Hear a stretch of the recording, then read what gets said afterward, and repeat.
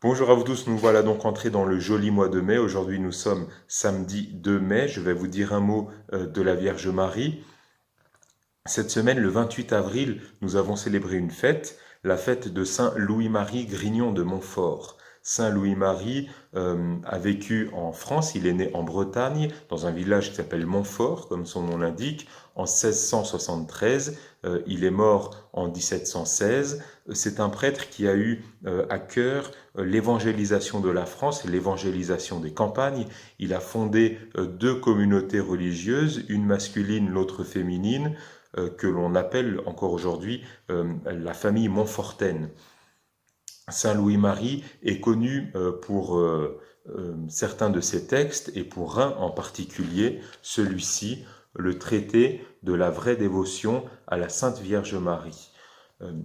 Ce livre-là, ce texte-là a été découvert en réalité, je crois, 130 ans après la mort de Saint Louis-Marie. Il a été publié au cours du XIXe siècle.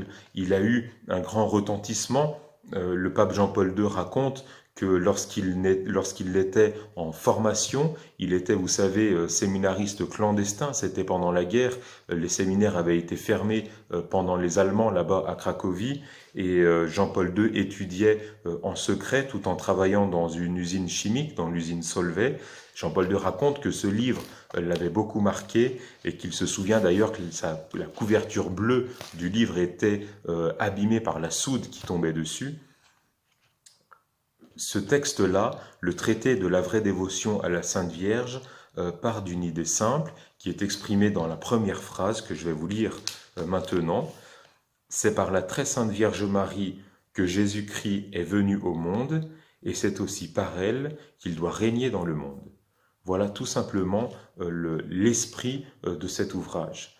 Par Marie, Jésus est venu au monde, et bien par elle, à nouveau, il doit régner dans le monde. C'est un peu ce que je vous disais la semaine dernière. Marie a donné naissance au Seigneur, et encore aujourd'hui, d'une certaine manière, par elle, eh bien, nous avons accès auprès du Seigneur. Encore aujourd'hui, la Vierge Marie donne Dieu au monde. Voilà l'esprit de cet ouvrage que Saint Louis-Marie résume aussi en une formule qui depuis est assez commune relativement, ad Iesum per Mariam, à Jésus par Marie. Cette formule-là, c'était, pour ceux qui l'ont connue, la devise aussi du cardinal Gerlier, qui était archevêque de Lyon, qui est mort en 1965, je crois. À Jésus par Marie. Marie et Jésus sont liés l'un à l'autre. En ayant accès auprès de Marie, nous avons accès auprès de Jésus. En nous tournant vers Marie, elle nous tourne vers Jésus. Moi, je ne comprends pas bien ce que l'on entend parfois comme critique de la dévotion à Marie en disant « mais Marie nous éloigne de Jésus, il y a une concurrence entre Marie et Jésus. » Moi, je ne vois pas en quoi il y aurait une concurrence entre Marie et Jésus. Il y aurait une concurrence entre Marie et Jésus. Ce qui, en revanche, nous éloigne de Dieu et du Seigneur, c'est clair, c'est le péché. Certainement pas la sainteté, encore moins la sainteté de Marie. Quoi qu'il en soit, Saint Louis-Marie pointe du doigt une fausse dévotion, il l'intitule comme ça, une fausse dévotion à la Vierge Marie. Il dit, il y en a 7, il dit cela, je trouve 7 sortes de faux dévots et de fausses dévotions à la Vierge Marie. Ce sont les dévots critiques, les dévots scrupuleux, les dévots extérieurs, les dévots présomptueux, les dévots inconstants, les dévots hypocrites, les dévots intéressés. Je ne vais pas vous donner la lecture de tout le traité, mais cela, il le développe. Je vous encourage bien sûr à vous procurer, à lire ce petit ouvrage. Mais Saint Louis-Marie, après avoir pointé du doigt la fausse dévotion à la Vierge Marie, nous montre un chemin, nous indique en quoi cette dévotion à Marie est recommandable. Et vous voyez par exemple, je vais essayer de retrouver les bonnes pages, parfait serviteur de Dieu qui sera dévoué à son service entièrement. Un petit commentaire de Saint Louis-Marie.